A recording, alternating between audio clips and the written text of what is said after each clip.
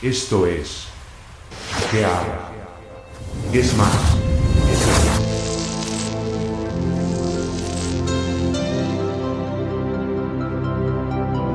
es más. Límite de Roche. Aquí os expondré algo en que los astrofísicos también podrían estar muy equivocados, y es el caso del límite de Roche. En principio no dan una causa real que justifique la existencia de ese límite, simplemente, sus teorías dicen que eso ocurre por la gravedad y según la masa de cada cuerpo, que además, es la misma causa que ponen a un montón de efectos que hace la naturaleza en el espacio. Cosa que no le veo ningún sentido, porque, ¿cuál es la causa por la que la gravedad podría anular la atracción gravitatoria de otro cuerpo, para que literalmente colapse en pedazos? ¿En esa situación los cuerpos ya no tienen masa? ¿Por qué puede pasarlo un asteroide y exterminar el Jurásico? ¿Por qué pueden colisionar dos planetas para crear la Luna? O sea, según le interese, para unas cosas sí y para otras no. Una cosa es que arrastre a todo el cuerpo y otra muy distinta es que se destroce en pedazos. La verdad es que, los astrofísicos no podrían contestar a ninguna de estas preguntas, porque le falta lo esencial: saber la causa real, que por supuesto no es la gravedad.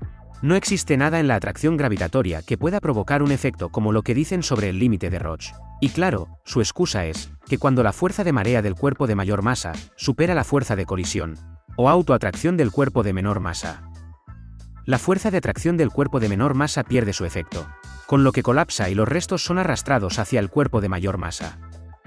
Vale, eso puedo entenderlo, los cuerpos con fuerza de gravedad superior arrastran a los cuerpos de menos gravedad, pero eso no explica el colapso del cuerpo de inferior masa, porque teóricamente si la gravedad es según su masa, el cuerpo mientras tenga masa tendrá gravedad, así que, con esto ya podéis olvidarse de las fuerzas de marea, porque no tiene participación real en este asunto, ya que ésta actuaría sobre todo el cuerpo con toda su masa y gravedad. Al igual que la gravedad del cuerpo de mayor masa atraería al otro cuerpo con toda su masa y gravedad, sin desunirlo más que en su superficie menos adherida. La contradicción está en vuestra propia causa relativista para la gravedad, ya que, si la gravedad es debida a su masa, la masa del cuerpo más débil seguirá estando, por lo que seguiría teniendo gravedad y se mantendría el cuerpo unido hasta el final, puesto que la gravedad del cuerpo siempre permanecerá. No se puede despojar a un cuerpo del hueco que genera en el espacio. Sería como hacerlo desaparecer al instante para que no haya hueco, y por tanto, no tenga gravedad. Al menos eso es lo que dice la relatividad. De modo que, según la relatividad, al ser atraído un cuerpo de menos masa, caería al completo sin desintegrarse más que en su tramo final, cuando tanto la gravedad como la expansión adquiere niveles extremos, porque, hasta ese momento, el cuerpo de inferior masa sería independiente de influencias externas. Al igual que un átomo, si lo atraes o lo repeles será con todos sus protones y neutrones más sus componentes internos. Otra cosa es cuando actúa la temperatura, que es capaz de desunirlo y posteriormente ser absorbidas por separado progresivamente todas las partículas disueltas. Ya sin fantasías relativistas, continuaré sin usar la relatividad, utilizando como causa los vórtices, que en este caso, no es tan fácil que un cuerpo alcance el momento de colapso que llaman límite de Roche. Sería necesario superar cierta velocidad, porque la atracción gravitatoria y el flujo de expansión de los vórtices a través del disco de acreción mantienen el equilibrio impidiendo que los astros que orbitan al astroanfitrión llegue a alcanzar su límite. Y ciertamente tampoco sería tan fácil el colapso de los astros con torbellinos, porque estos lo mantendrá unido mientras su fuerza lo permita, por lo que es poco probable que tengan un límite de resistencia fácil de alcanzar que provoque su colapso en pedazos. Por otra parte, también existe contradicción a este efecto del flujo de expansión, ya que está claro y demostrado que los cuerpos que orbitan a un astro anfitrión también superan su límite de Roche sin colapsar, y sin ni siquiera disolverse por completo en el trayecto hacia el interior, y sin colisionar rápidamente con el astro anfitrión, y que claramente todos podéis ver en artículos sobre astronomía de las últimas décadas, referidos a planetas de otros sistemas planetarios. Aunque en el caso de los cuerpos que orbitan a una estrella, no está muy claro si llegan a caer a ellas, o simplemente se van disolviendo siendo absorbidos sin llegar a colisionar el cuerpo entero con la estrella. Si queréis ver más, también tenéis algo sobre esto en el minuto 10 y 10 del vídeo Dios es extraterrestre, prueba 5, movimiento y final, que podéis encontrar en este canal, en donde expongo un estudio publicado el 30 de agosto del 2021 en la revista Nature Astronomy, que trata sobre estrellas que han engullido algunos de sus planetas.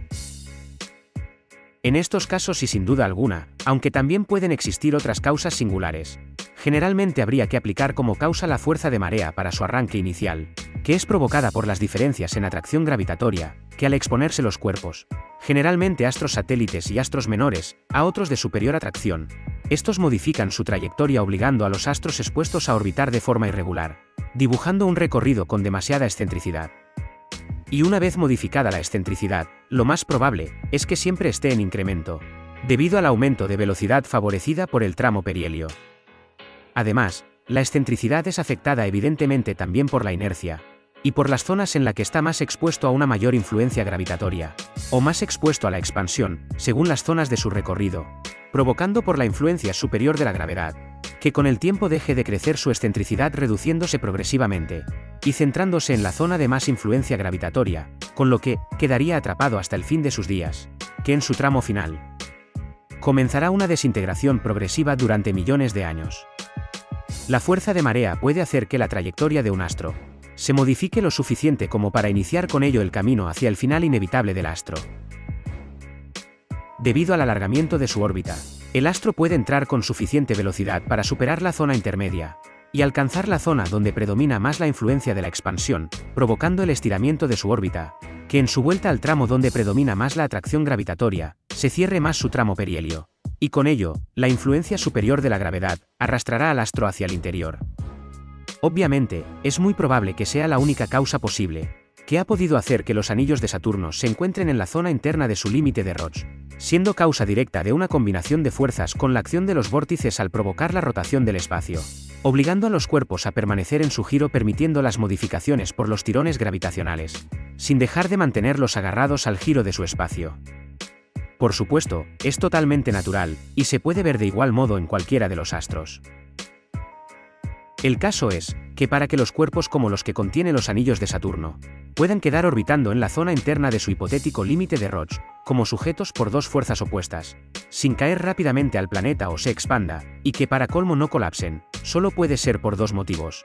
Un escenario es no saber el motivo e inventar una hipotética materia oscura que los mantiene ahí, y que rija esa teoría como absoluta sin molestarse en encontrar la causa real, y que encima les sirva para justificar dos incógnitas. Impediría que cayesen rápidamente al planeta e impediría ser expandidos hacia el exterior por la otra invención, que al no saber qué es lo que expande a los cuerpos, se inventan la energía oscura, y claro, no le hables de otra cosa, porque se lo han creído tanto que para ellos ya no existe nada más. Sin embargo, se le olvidó inventar algo para que los anillos de Saturno estén ahí y no sigan colapsando en pedacitos más pequeños. Claro está que, para sacar sus hipótesis que incluso se atreven a llamar teorías, se dejan cosas en el tintero, como el que los anillos de Saturno también se extienden hasta su horizonte de sucesos, sin llegar a colapsar ni caer al planeta, y ahí simplemente se van desintegrando en partículas de hielo que son absorbidas hacia la atmósfera superior del planeta. Canal Gearg. El otro escenario en el asunto de los anillos de Saturno, que además es el más probable por las evidencias de los estudios realizados, es que, en realidad, no exista más límite que el horizonte de sucesos, justo al borde de la atmósfera del planeta, donde cambia del espacio vacío a la compresión de la cúpula que envuelve a los astros, y los anillos simplemente estén colisionando con él. Aunque realmente, aún estando en la zona de expansión, existe un equilibrio entre ambas fuerzas que mantiene a la materia ahí. La fuerza gravitatoria aumenta cuanto más cerca se está del planeta, pero la fuerza de expansión también aumenta cuanto más cerca se está del origen de la misma, que es la estructura del cuerpo que expulsa su flujo a la altura de su firmamento tras envolver su horizonte de sucesos, alcanzando un equilibrio en todo el radio de la zona que abarca la órbita que genera el planeta, en la que están los anillos, e incluso sus astros satélites. Al igual que ocurre con la órbita que genera el Sol o la Tierra, por lo que los cuerpos caen hacia la máxima gravedad, aunque frenados por la expansión, existiendo un espacio intermedio, en donde al lado externo domina la influencia de la expansión, y al lado interno domina la influencia de la gravedad, dejando claro que a partir de dicho espacio intermedio hacia el exterior, los cuerpos quedan sometidos prioritariamente a la influencia de la expansión. En cuyo caso, los anillos de Saturno estarían dentro del propio espacio intermedio hacia el interior, donde la fuerza predominante es la gravedad, por lo tanto, ya no se expanden, sino que son atraídos hacia el planeta, tal y como asegura un estudio de la NASA, concluyendo que al ritmo apreciado, todo el sistema de anillos desaparecerá en 300 millones de años, y que es poco probable que el sistema de anillos tenga más de 100 millones de años. Suscríbete. Ahí podría estar la relación con la advertencia que se nos ha estado mostrando desde hace miles de años, que muestra la culminación de los seres vivos de este planeta en reptiles, y que coincide con el estudio publicado en Nature Astronomy el 30 de agosto del 2021. Esto se convierte fácilmente en un indicativo muy probable de nuestro propio apocalipsis real, que nos muestra un auténtico infierno sin tener que inventar fantasías sobrenaturales. Un destino muy posible para la Tierra sin que se tenga que convertir el Sol en una gigante roja, ni que tenga que caernos la Luna encima, sobre todo, teniendo en cuenta que el Sol es una enana amarilla muy joven, y su influencia gravitatoria ganará espacio y aumentará su fuerza. No obstante, en todo este asunto, la única evidencia que existe sobre el colapso de planetas o lunas al llegar a su límite de Roche solo son hipótesis de los teóricos, porque en la realidad, solo se ha visto asteroides y otro tipo de rocas que colapsaran en pedazos al llegar a su límite de resistencia. Y claro, existe ciertas diferencias entre un astro y una roca. Los planetas tienen los vórtices, que es una protección natural, como un campo de fuerza que lo mantiene unido y aislado, y lo dota de cualidades, cosa que un asteroide y resto de rocas que hay por el espacio no tienen vórtices ni ninguno de los atributos que le aportaría, como el magnetismo, la compresión, y otros. Y claro, los teóricos, al ver esa reacción de los pedruscos que vagan por el espacio, se imaginan que con los astros principales y sus satélites será igual. Con todo esto, al parecer, para sacar las conclusiones de astrofísica, solo se ve lo que se quiere ver, y simplemente lo muestran como válido, dejando a un lado las dudas que de seguro tienen y esconden. Luego se inventan una causa para explicar el que esto no nos afecte a nosotros, y al resto de elementos que hay en la superficie del planeta, y a los satélites artificiales que lo orbita. Y para esto la excusa es la fuerza nuclear fuerte, que no se ve, pero parece estar claro que está ahí, porque de lo contrario, no podrían explicar que los elementos de la misma carga de los átomos se mantengan unidos en el núcleo sin repelerse. Eso les basta para usarlo como excusa. De todos modos, dicha fuerza fuerte tiene que ser más fuerte que la propia gravedad. La controversia está en que esa misma fuerza fuerte no actuaría de igual modo en los astros de menor masa que colapsan al llegar a su límite de Roche. Por otro lado, si un astro colapsa, como es el caso de los astros satélites, que aun siendo hipotético, lo afirman como cierto que colapsó un astro satélite y eso hizo que se crearan los anillos de Saturno, los restos que forman los anillos y que están dentro de su propio límite de Roche colapsarían repetidamente hasta quedar tan pequeños como partículas cuánticas que aún están por ver, porque hipotéticamente alcanzó su hipotético límite de Roche cuando era satélite, pero ahora, siendo pedazos, están dentro de su propio límite de Roche y no colapsan. Y serán capaces de decir que ahí no colapsan los pedazos por la fuerza fuerte, y que cuando era un satélite como la Luna, no tenía fuerza fuerte, porque con toda sujeta, obviamente dirán que la fuerza nuclear fuerte está por todas partes menos en los astros satélite naturales y los astros menores. Y para colmo, el mundo se lo creerá. Sin embargo, aquí existe una causa muy importante para la unión, que no tiene nada que ver con la gravedad, ni la fuerza fuerte, ni la densidad, ni siquiera los torbellinos, y que veremos en esta misma reflexión más adelante. Por otra parte, para esto es lo mismo que cualquiera de las teorías que rigen. Un simple error en el origen hace que todas sus conclusiones se derrumben, y claro, los elementos que tienen la fuerza que los mantiene unidos, no la tienen solo porque sí. Lo natural es que cada elemento de un astro es independiente con sus propias características diferentes. Si existe una característica que está en todos los elementos, esa característica no pertenece a ninguno de ellos.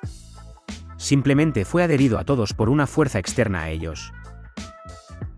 Os pondré un ejemplo, al igual que hacen los físicos teóricos, con ejemplos que ni siquiera viene a cuento ni tienen relación, pero mi ejemplo, sí encierra similitudes que pueden compararse. El ejemplo es simple: si unes el imán y el hierro, ambos quedarán adheridos por ser de cargas opuestas. Sin embargo, el hierro, a pesar de no tener magnetismo, al separarlo del imán, habrá adquirido magnetismo de tal modo que, si lo acercas a otro hierro, lo atraerá como si se hubiese convertido en un imán. Ahora bien, si en un planeta lleno de elementos, le estás inyectando constantemente durante toda su existencia fuerza de atracción en forma de ondas gravitacionales, todos los elementos de ese planeta adquirirán fuerza de atracción. Claro que, en los casos que la carga de los propios componentes de los elementos sea suficiente fuerte, mantendrá y predominará su reacción según los componentes.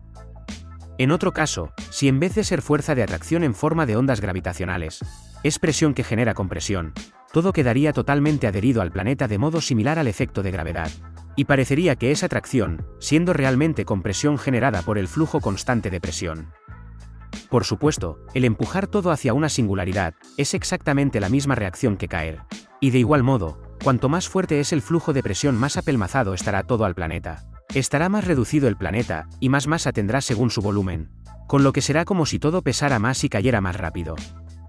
Del mismo modo que ocurre con la gravedad según la relatividad general, con diferencias muy significativas. En el caso de la compresión, sí explicaría el hecho de que un cuerpo muy pequeño pudiera tener más gravedad que otro miles de veces más grande, porque la causa sería la diferencia de la fuerza del flujo de presión que recibe cada cuerpo, así como la densidad extrema, la forma esférica, y un montón de cosas más que no se pueden encajar con la relatividad.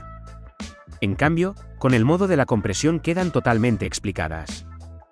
Con esto, es fácil que existiendo el flujo de presión, el modelo relativista solo sea una confusión. Y con ello, invita también a cuestionar y revisar el límite de Roche. El caso es, que la propia causa de por qué unos cuerpos pueden pasar su límite de Roche y otros no, es la prueba incuestionable de que eso no es a causa de la gravedad, ni la masa, ni nada que se le parezca. Si hipotéticamente, ese efecto fuese a causa de la gravedad, nada pasaría ese límite de ninguna de las maneras. Siempre que un cuerpo se ponga a tiro de otro de mayor gravedad, colapsaría sin remedio. Porque estas cosas son constantes que no cambian, son de resultados invariablemente fijos. Sin embargo, con la causa real, el superar un cuerpo ese límite o no, depende de la velocidad del cuerpo menor, la adversidad del espacio que está atravesando, y por supuesto, la densidad del cuerpo, y si tiene o no, la protección natural de los vórtices. Si la causa fuese la gravedad, nada superaría su límite de Roche. De modo, que una fórmula exacta con un resultado real para esto, no es tan sencillo crearla. Porque tendría demasiadas incógnitas muy complicadas de calcular para encontrarlas. Aunque también se puede simplificar, y decir, densidad 1, dividida entre densidad 2, igual a colapso. Y guasearse de todo el mundo. Sin embargo, nada hay que indique que un cuerpo que orbita a otro manteniendo una excentricidad dentro de lo normal, como es el caso de un astro satélite como la Luna, al llegar a ese límite lo destroce. Ni siquiera que puedan llegar, porque el flujo de expansión lo impide. Aún así, eso no explicaría algo como que los que van más lentos, como serían los cuerpos que orbitan a otro, pudieran colapsar en pedazos. Sin embargo, si contamos con las reacciones de los vórtices, la cosa se aclara sin duda. Solo hay que tener en cuenta las propias reacciones de los vórtices. Y el colapso recobra todo el sentido del mundo y sin ninguna controversia, porque el límite de resistencia de un cuerpo dependería de la resistencia del propio cuerpo y la adversidad encontrada en la trayectoria de su recorrido. Por lo que el límite para el colapso de un cuerpo sería en el momento que no puede soportar la adversidad de su recorrido, aumentando las condiciones adversas a medida que se acerca al horizonte de sucesos, donde los dos vórtices aportan su flujo de máxima potencia hacia el disco de acreción. De modo que, cuanto más es su resistencia, más conseguirá arrimarse a dicho horizonte, porque esa adversidad que se forma donde se unen las bases de los dos vórtices, es la apertura de uno de los flujos de salida de cada vórtice, y como resultado, la unión del firmamento en esa zona es más estrecha y de más presión. Algo que lo convierte en el verdadero límite insuperable de los cuerpos que lo orbitan en condiciones normales de excentricidad. De tal modo que, para superar esa zona, un cuerpo tendría que llevar mucha velocidad y excentricidad muy superior al punto medio, que es 0.5. Eso lo que provoca es que al llegar un cuerpo al límite de su resistencia, prácticamente va siendo desintegrado poco a poco en pedazos a medida que profundiza hacia el interior, algo que en el caso de un astro con protección natural, tendría que despojarlo de dicha protección, por lo que toda su superficie quedaría expuesta y se desintegraría completamente poco a poco, pero claro, no es tan fácil quitarle a un astro su protección. Lo que está claro, es que en este asunto y según la teoría, también hay que poner la atención en la densidad de los cuerpos, de tal modo que, si la densidad es lo suficientemente alta, el límite de Roche se situará dentro del propio cuerpo de mayor masa que lo atrae, de modo que el cuerpo no colapsará totalmente en pedazos, y llegará bastante entero hasta el horizonte de sucesos del cuerpo dominante. Eso es la teoría según los cálculos de las ecuaciones. Al igual que, por el contrario, un asteroide suele colapsar a mucha más distancia cuando ejerce menos resistencia por baja densidad, así que, el límite de colapso para cada cuerpo depende de su propia resistencia, pero también de su velocidad y las adversidades de su recorrido.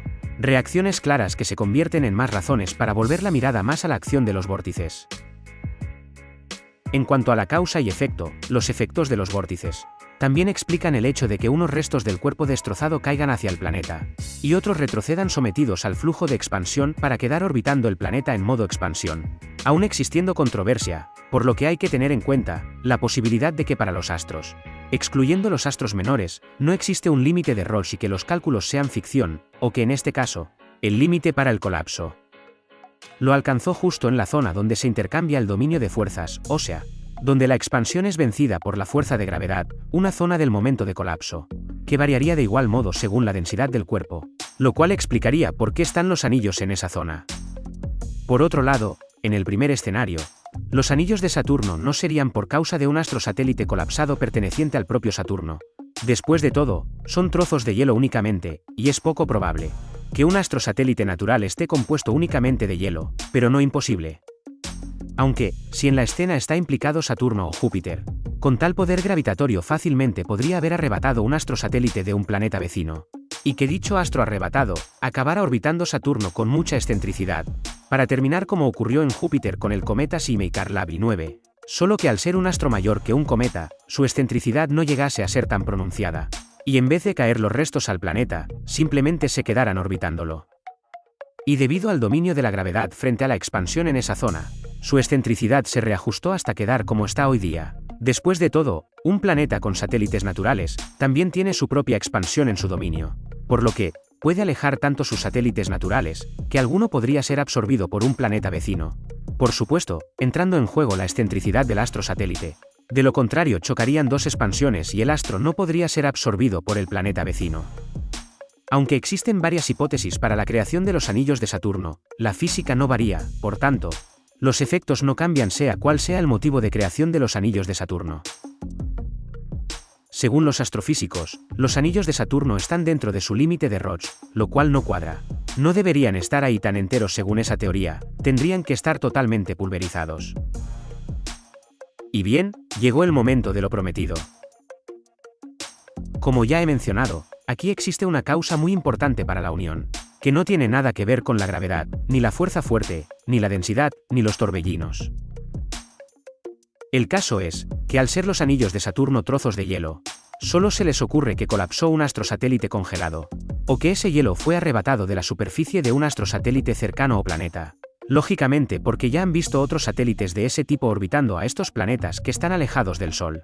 Todo conjeturas imaginadas, pero el hielo no surge porque sí, en algún momento fue líquido, que lógicamente estaba concentrado en una esfera gracias a la fuerza gravitatoria, y claro, el líquido se congela cuando deja de recibir calor externo o interno, y desde ese momento ya no depende de la gravedad para estar unido, porque se convierte en un solo bloque unido por el frío, que para desunirlo habría que descongelarlo.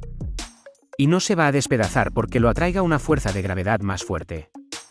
No es lo mismo un astro gaseoso o un astro rocoso que un astro de hielo, de modo que ya pueden olvidarse de su hipotético ficticio límite de Roche.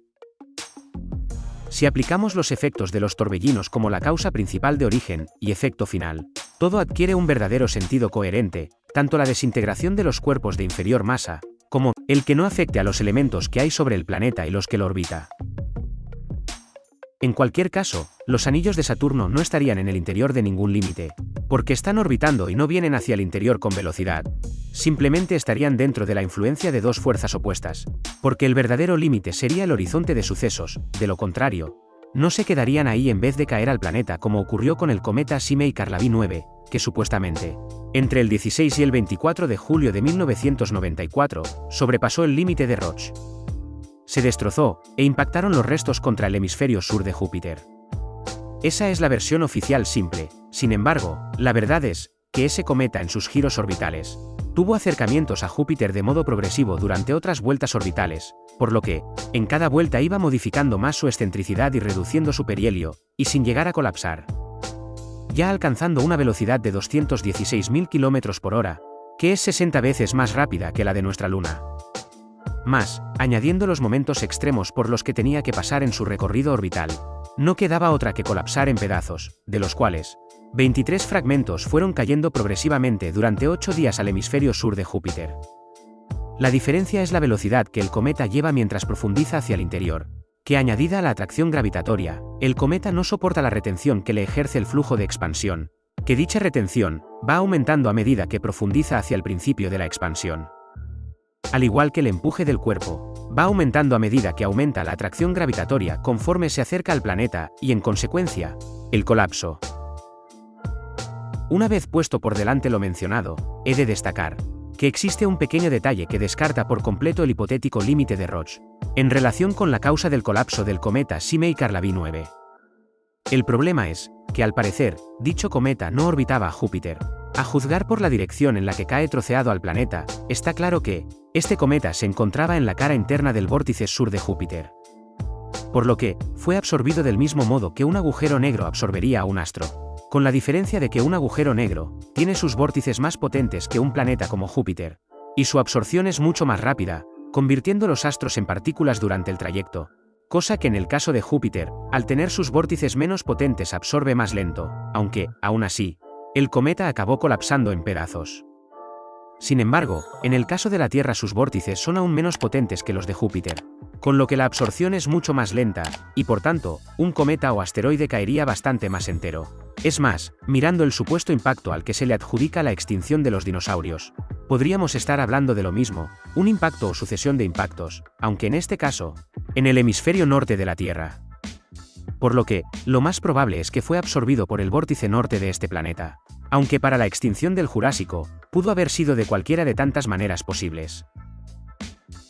Es poco probable que el límite para el colapso sea únicamente a causa de la gravedad, y aunque la gravedad actúa en ello, en realidad, más influye algo tan simple como un momento en el que, debido al flujo de expansión, ejerce resistencia frente a los cuerpos que atraviesan con velocidad extrema ese trayecto en sentido opuesto a la expansión, llegando el cuerpo a su límite de resistencia. Aunque el colapso final, que no es colapso, sino más bien desintegración, en los cuerpos con más densidad y protección, se complete por la gravedad. Eso, en el caso que esté dentro de la acreción, porque de estar en la cara interna de cualquiera de los vórtices, lo que provoca el colapso o la desintegración son los incrementos de velocidad debido a la fuerza centrípeta. ¿Qué está ocurriendo con WASP-121b? ¿Por qué no cae directamente a la estrella y termina de una vez? La realidad es que no puede caer, pero ¿es eso posible con la relatividad? Lo que está ocurriendo es que el flujo de expansión lo mantiene ahí ralentizando su avance, mientras lo va consumiendo la absorción del vórtice superior, que es el espacio en el que se encuentra. Esto, aplicando la acción de los torbellinos, es perfectamente comprensible, pero con la relatividad, es inexplicable.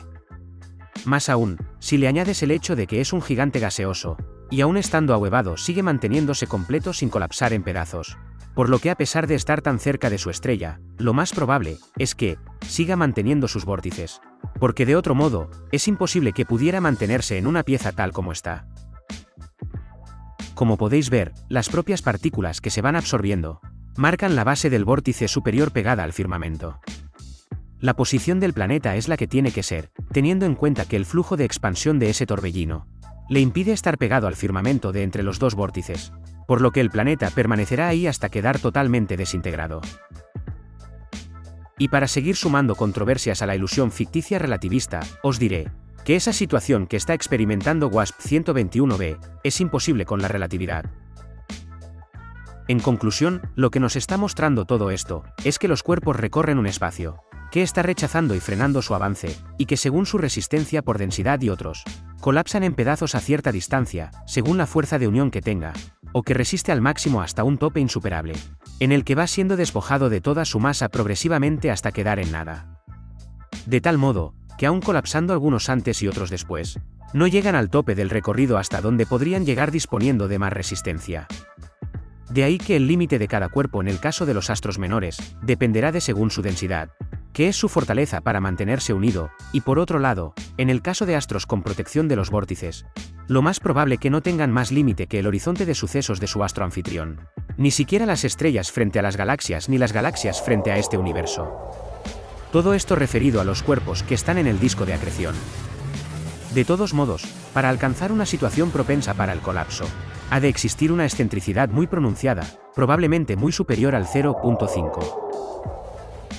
Ahí os dejo algo en lo que pensar, para que no os conforméis con la primera impresión. Sin más por ahora me despido hasta otra, pero no os vayáis muy lejos, que ya sabéis, habrá más.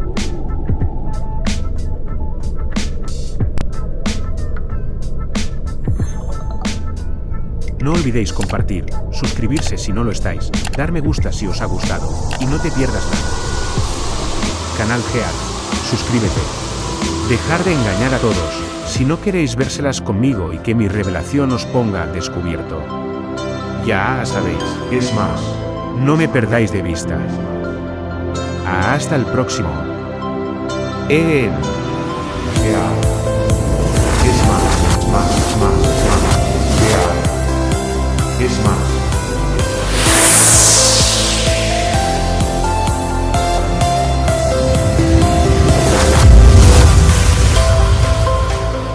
Solo queda una más.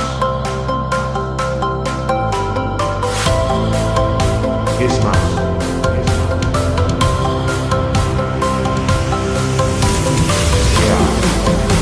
Es más.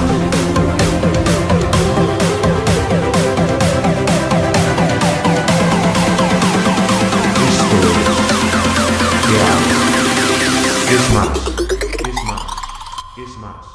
es más. Es más. Solo queda una más.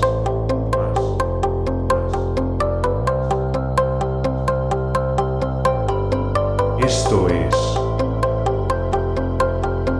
Gear. Es más.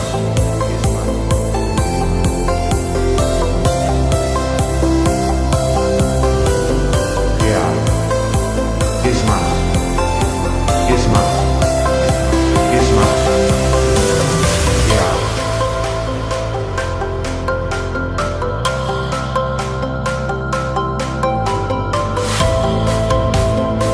Solo queda una más. Esto es Gear. Es más. Es más. Es más. Es más. Es más. Es más.